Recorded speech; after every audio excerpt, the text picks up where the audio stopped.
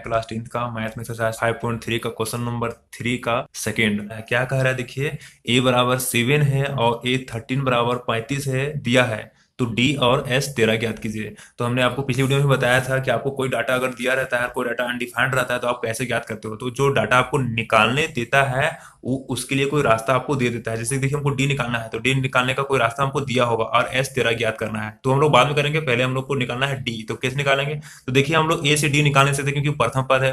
ए 13 से क्या हम लोग डी निकाल सकते हैं? हाँ, एक चांस है इसी से, क्योंकि दो ही डाटा दिया हुआ है और दो डाटा में से तो एक पक्का नहीं निकलेगा ए से, तो हमको एक इससे चांस है।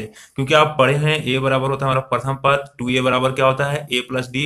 ये फॉर्मूला आप लोग ए वाला फॉर्मूला आपको याद है ना, जैसे कि 3a लिखना है तो क्या होता है 2d ए प्लस 2d, या फिर 4a लिखना है तो ए प्लस 3d, यानी आपको 15a लिखना है तो ए प्लस 14d। तो ए 13 इक्वल टू आपको फॉर्मूला क्या होता है, ए 13 का फॉर्मूला क्या हो जाएगा ए प्लस 12d, क्योंकि आपको ए 13 दिया रहता है तो ए प्लस 12d, और इसका वैल्यू कितना दिया है 35। तो आप इससे निकाल सकते हो डी, क्योंकि ए दिया हुआ है, डी निकालना है आपको और वैल्यू तो टोटल दिया हुआ है, तो इससे आप डी निकाल सकते हो इस तरह से फॉर्मूला से यूज कर करके। तो ये प्लस ए बराबर कितना दिया है 7, तो 7 लिखिए, प्लस 12 का 12 इंटू डी कितना, डी आपको पता नहीं है तो डी रहने दीजिए, इज इक्वल टू 35। उसके बाद 12 डी इधर रहता है क्योंकि गुना हो रहा यही रह जाएगा वो, और 7 उधर ले जाते हैं हम लोग, 7 को उधर ले जा रहे हैं, ठीक। तो कितना है इधर 35 माइनस 7, क्योंकि देखिए इधर प्लस में इधर जाएगा तो माइनस में, तो आपको निकल चुका है। तो d इक्वल टू आपका 12 डी इक्वल टू क्या रहेगा, इसको घटा दीजिए, कितना बचेगा 35 में 7 जाएगा तो 28 बचेगा।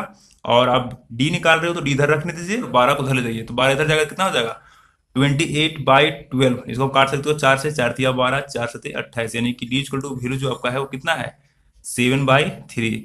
तो d निकल चुका है, और अभी d का यूज करेंगे S13 निकालने में। तो देखिए फॉर्मूला होता है SN, लेकिन दिया क्या है S13, यानी n के जगह में कितना है 13 है, तो n का वैल्यू आपका 13 है, ठीक। n इक्वल टू आपका कितना है 13। इस तरह का जब भी आपको फॉर्मूला देता है, क्वेश्चन देता है S13 या S14 या S50 कुछ भी, तो S जो बगल में जो n की जगह में कुछ भी दे दे 50 या 60 कुछ भी, तो वो समझिए n है, तो n का वैल्यू कितना है 13, ठीक है। तो हमको क्या निकालना है S13, यानी कि S13 निकालते हैं, फॉर्मूला क्या है SN ही का फॉर्मूला लगाने लगेगा इसमें। तो फॉर्मूला क्या होता है n/2 plus n minus 1 into d. N यहाँ पर दिया हुआ है 13, तो 13 उठाइए क्योंकि 13 वो दिया दिया था ना, बाई 2, 2a, तो 2 इंटू ए कितना दिया हुआ है 7, तो 7, और यहाँ पर 7 n का वैल्यू कितना है 13, 13 माइनस 1, और डी का वैल्यू कितना है, डी का वैल्यू निकाले हैं 7/3, ये आपका हो गया।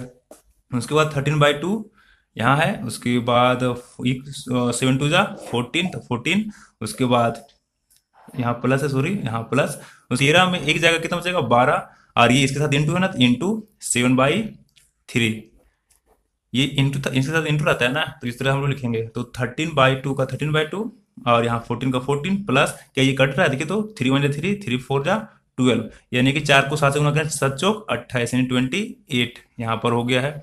उसके बाद देखिए 13/2 का 13/2, और इसको इसको जोड़ दीजिएगा, कितना हो जाएगा आपको, इसको इसको जोड़िएगा तो 8 4 12, दो हाथ में एक, और ये 2 और 2 4, यानी कि 42। आप इसको चाहे तो बाहर निकाले काटिए, तो 13/2 इंटू 42, उसके बाद इसको काट सकते हैं आप लोग 21 बार में काट के देख लीजिए, 2 2 2 2 जा 4, 2 1 जा 2।